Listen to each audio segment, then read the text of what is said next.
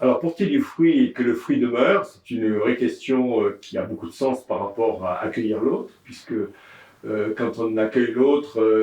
a priori, on pense qu'on va donner, mais on va recevoir. Et donc, porter le fruit, c'est déjà de donner cette dimension d'hospitalité, et ensuite, derrière, de recueillir ce que nous allons gagner dans cet accueil, c'est-à-dire un partage, une échange, une compréhension de l'humanité et regarder le visage de Dieu.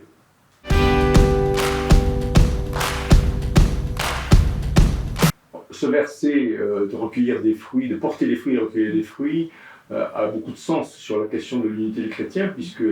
nous sommes en altérité et nous sommes en communauté. C'est-à-dire que non seulement nous sommes pas en vis-à-vis de l'autre, mais nous sommes tous ensemble tournés vers les autres pour former une forme de communauté humaine qui va nous alimenter par cette parole, nous aider à entrer en relation, en communauté, en altérité, en humanité, on va dire.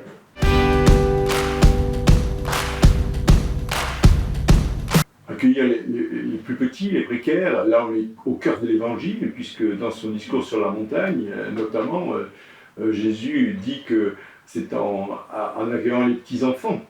qu'on va vers lui. Et donc le plus petit, celui qui est le plus fragile, les plus humbles d'esprit,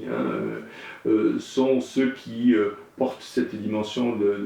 de spiritualité et d'humanité, et donc plus on accueillera des plus petits, des fragiles, des exclus, et plus nous rentrerons dans ce cercle, dans cette danse magique de l'humanité et de la collectivité et de la fraternité.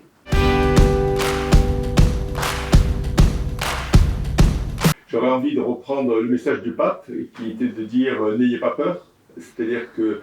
osons aller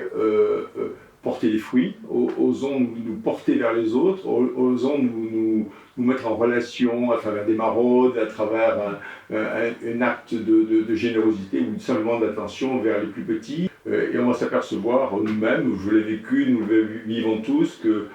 ce moment d'attention, ce moment d'attitude positive vers l'autre, vers le plus petit, y compris vers celui qui est le plus déroutant dans le fait qu'il ne parle pas notre langage, eh bien ce fruit va entrer en nous.